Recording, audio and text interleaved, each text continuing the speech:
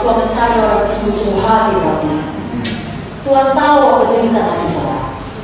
Tuhan tahu bahwa saudara berkata seperti Esther berkata, saudaraku tidak kebetulan di mana Tuhan meletakkan saudara masing-masing. Suatu hari mungkin saudara menghadapi situasi di mana saudara perlu membuat pilihan, maka saudara diam saja mencari aman, atau saudara berani bertindak mengambil risiko demi menyelesaikan panggilan Tuhan.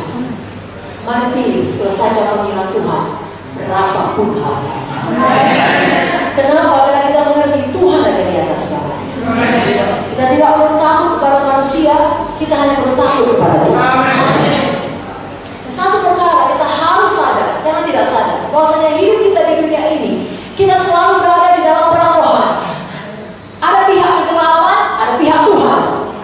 Mari kita ikut berperang di pihak Tuhan. Maka kemenangan kita dijamin Tuhan. Tapi kalau kita diam saja, seperti kata Mordekai, dengan sendirinya kita bersetuju dengan pihak kegelapan.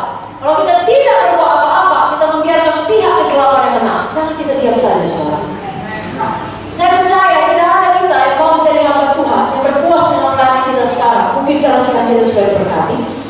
Dan tidak ada kita cuma Tuhan, anak-anak Tuhan yang berpuas hanya dengan beribadah sekali seminggu dan kemudian menerima semua kelimpahan berkat. Tidak, saudaraku. Kita mau ikut serta di dalam peperangan rohani, berperang di pihak Tuhan, menyelamatkan jiwa-jiwa manusia. Haleluya. Dan mau harta yang kekal, saudara. Deklarasi perang tidak bisa dianggap enteng. Kalau ada satu negara menyatakan deklarasi perang, jangankan perang betulan, saudara, perang dagang pun tidak bisa dianggap enteng. Apalagi kalau perang betulan itu sangat serius, saudara.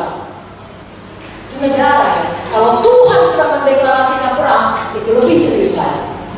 Sebabnya kita pun harus serius berperang di pihak Tuhan.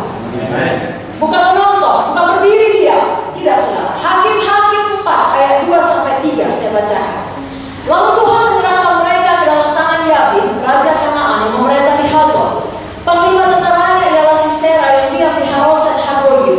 Lalu orang Israel berseru kepada Tuhan, sebab Sisera mempunyai 900 kereta besi dan 20 tahun lamanya ia menindas orang Israel dengan keras. Jadi orang Israel ditindas oleh Yabin dan Sisera selama 20 tahun. Lalu orang Israel ini berseru kepada Tuhan. Lalu apakah respon Tuhan? Bisa dikatakan Tuhan mendeklarasikan perang terhadap Yabin dan Sisera. Kita membacanya dalam Hakim-Hakim pasal selanjutnya, dalam nyanyian Deborah, Hakim-Hakim 5 ayat 4.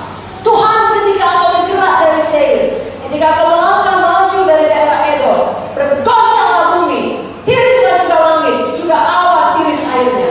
Saudara, bumi bergoncang artinya gempa bumi, saudara. Kalau gempa bumi, apalagi kalau sampai 9, 10 skala Richter, itu kaki saudara tidak mungkin stabil. Baru dikatakan tirislah langit, awan tiris airnya. Kalau Tuhan berperang, awan berperang, langit pun berperang. Ya, sehingga musuh mereka susah bergerak. Lalu ada kabut yang membuat musuh susah melihat. Ada hujan sehingga kereta musuh terjebak dalam lumpur. Tanahnya becek oleh air hujan. Ayat 5 saya bacakan Hakim-Hakim 5. Gunung-gunung yakni Sinai bergoyang di hadapan Tuhan, di hadapan Tuhan Allah Israel. Gunung-gunung bergoyang, terjemahan aslinya melted, ya, meleleh. Gunung-gunung meleleh. Jadi kalau dulu orang-orang kalau namanya mau bersembunyi ke gunung susah ditemukan. Tapi Tuhan bilang gunung pun meleleh, sehingga musuh-musuh Israel tidak akan berhasil jika mau sembunyi di gunung. Memang tidak ada yang bisa bersembunyi dari Tuhan. Dalam Hakim-Hakim 5 ayat ke-20 dikatakan, dari langit berperang bintang-bintang, dari peredarannya mereka memerangi Sisera. Kalau dulu orang-orang mencari arah, saudara, nggak ada kompas. Mereka melihat petunjuk di langit.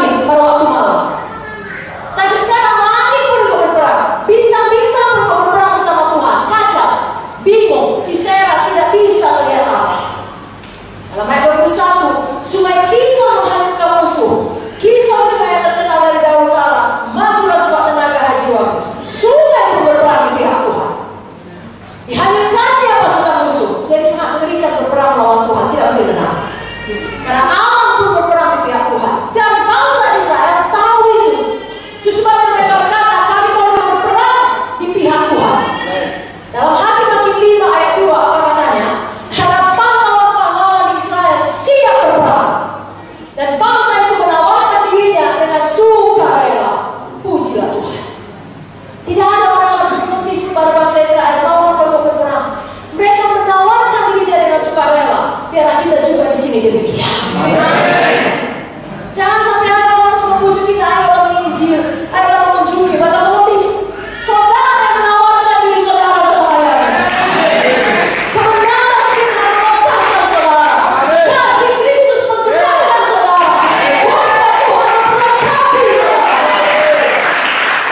Saudara yang suka berperang pihak Tuhan, berperang untuk menyelamatkan jiwa, berperang untuk memuridkan jiwa, berperang melawan daging, melawan ikatan, depresi, ketakutan. Saudara menang melawan berperang bersama percaya saya. Jangan kita diam saja menikmati berkat dan menonton. Kerap kali demikian, kalau kita hanya diam dan menonton tidak bergerak, ujung-ujungnya disibukkan dengan semua hal yang duniawi. Saudara tidak mau, tapi itulah kenyataannya. Jangan kita diam, saudara, betul-betul berperang, saudara. Mari kita bertindak. Kita berani menyuarakan kebenaran. Apa yang dikatakan oleh firman, apa yang digerakkan oleh dalam hati kita, kita lakukan. Kita tidak menunda-nundanya. Saudara, tahu saudara, dalam peperangan melawan Yabin dan Sisera ini, ada satu suku. Mereka tidak mau berperang, mereka diam saja. Namanya Meros. Apa kata Tuhan mengenai Meros? Hakim-Hakim 5 ayat 23. Kutukilah kota Meros, firman malaikat Tuhan. Kutukilah habis-habisan penduduknya, karena mereka tidak datang membantu Tuhan sebagai pahlawan. Kenapa Meros harus dikutuk? Bukankah Meros tidak berbuat dosa yang parah? Tapi Meros diam saja. Meros pasif. Meros tidak berbuat apa-apa, mereka menonton saja. Kita tidak mau demikian. Kita sadar selalu ada perang rohani. Ini bukan waktunya untuk diamkan menonton.